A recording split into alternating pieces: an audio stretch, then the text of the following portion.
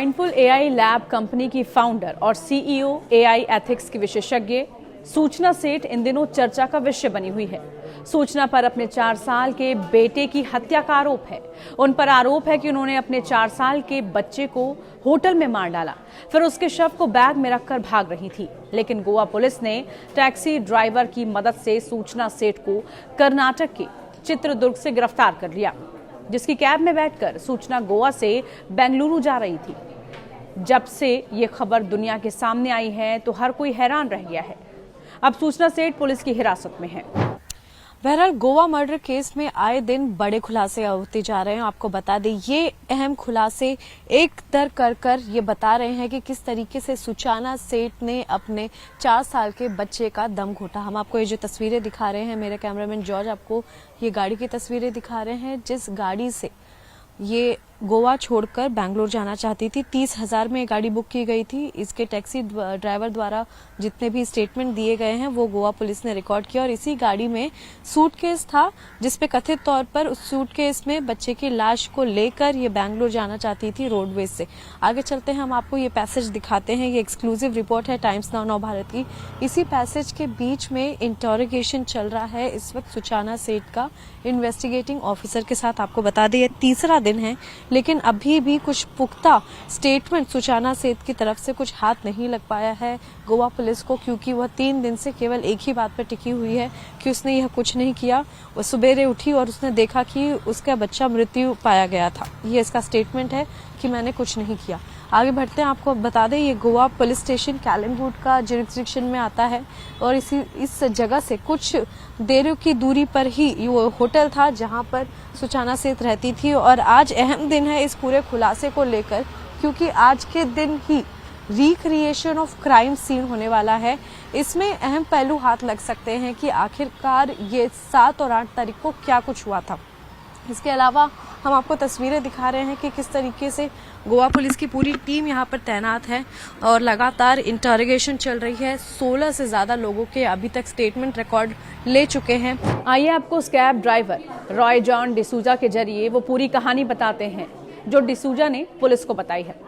डिसूजा वो इनोवा गाड़ी चला रहे थे जिसमें बैठकर सूचना सेठ 7 जनवरी की रात 12 बजे के बाद गोवा के द सोल बनियान ब्रेंडे होटल से अपने बेटे की लाश को बैग में रखकर बेंगलुरु के लिए निकली थी। बेटे को मारने के बाद सूचना जल्द से जल्द बेंगलुरु पहुंचकर अपने बेटे की लाश को ठिकाने लगाना चाहती थी, इसलिए उसने फ्लाइट की बजाय कैब से बेंगलुरु जाने का प्लान बनाया। उसने रात में होटल स्टाफ से एक कैब मांगने के लिए भी कहा। होटल स्टाफ ने उससे कहा कि मैडम आप कैब के बजाय फ्लाइट से बेंगलुरु चले जाइए, लेकिन सूचना ने ऐसा करने से इनकार कर दिया। उसने कहा कि वो कैब से ही जाना चाहती है। होटल स्टाफ ने जब उसे एक फीमेल पैसेंजर को लेकर बेंगलुरु जाने के लिए कहा तो वो अपने एक साथी ड्राइवर के साथ होटल पहुंचा और सूचना सेठ को लेकर बेंगलुरु के लिए रवाना हुआ।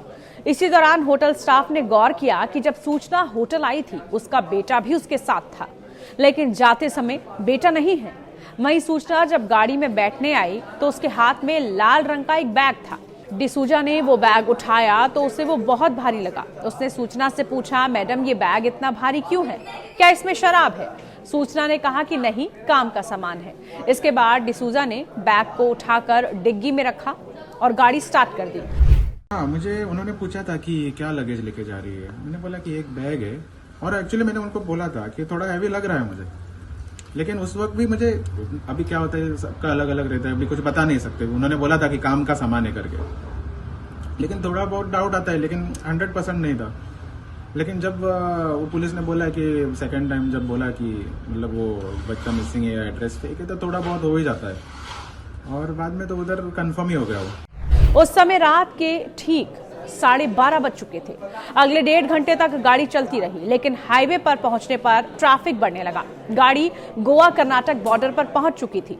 तभी डिसूजा ने देखा कि हाईवे पर गाड़ियों की कतार लगी हुई थी। पूछने पर पता चला कि एक ट्रक बीच सड़क पर पलट गया है। इस वजह से ट्रैफिक जाम हो गया। डिसूजा ने ट्रैफिक पुलिस से पता किया तो उसने बताया कि ट्रैफिक खुलने में करीब 4 घंटे का वक्त लग सकता है। डिसूजा ने सूचना सेठ से कहा कि मैडम आप चाहें तो फ्लाइट ले लीजिए, यहाँ काफी टाइम लग सकता है, मैं आपको एयरपोर्ट छोड़ देता हूँ। लेकिन सूचना ने कहा नहीं, कोई बात नहीं, जितना भी टाइम लगेगा इंतजार करते हैं। डिसूजा को इस बात पर हैरानी हुई क्योंकि होटल स्टाफ ने उससे कहा था कि सूचना को जल्दी से जल्दी बेंगलुरु पहुंचना है, लेकिन यहाँ तो उससे कोई जल्दबाजी ही नहीं थी। डिसूजा ने सोचा मेरा क्या जाता है, मुझे तो किराए के 30,000 रुपए मिल रहे हैं। ये सोचकर वो भी ट्रैफिक खुलने का इंतजार करने लगा। ट्रैफिक खुला, उसके बाद फिर गाड़ी चल पड़ी। पूरी जर्नी में सूचना ने एक बार भी बात नहीं की और ना ही उनका फोन बजा। बीच में वो एक बार चाय पीने के लिए रुकी। उसके बाद गाड़ी सुबह 11 बजे तक चलती रही। तभी गोवा के कलगुंड पुलिस स्टेशन से डिसूजा के पास फोन आता है। फोन थाने के इंस्पेक्टर का था। इंस्पेक्टर ने डिसूजा से कोंकणी में पूछा कि वो जिस महिला को होटल से लेकर आया था वो महिला क्या गाड़ी में बैठी है और क्या उसके साथ उसका बच्चा भी है। डिसूजा ने पुलिस को बताया कि महिला तो है लेकिन उसका बेटा उसके साथ नहीं है। पुलिस ने कहा कि महिला जिस होटल में रह रही थी उसके कमरे में खून के निशान मिले हैं, इसलिए हमें उस पर शक है। इसलिए इंस्पेक्टर ने डिसूजा से कहा कि वो महिला से बात करा दे। इंस्पेक्टर ने सूचना से बात की। इंस्पेक्टर ने महिला से उसके बेटे के बारे में पूछताछ भी की तो उसने बताया कि वो गोवा में ही एक रिश्तेदार के पास रुक गया है। पुलिस ने उस रिश्तेदार का पता सूचना से लिया। डिसूजा के मुताबिक इस दौरान सूचना पूरी तरह से शांत बनी रही और उसके चेहरे पर घबराहट के कोई निशान नहीं थे। 15 मिनट के बाद फिर पुलिस का फोन डिसूजा के पास आता है।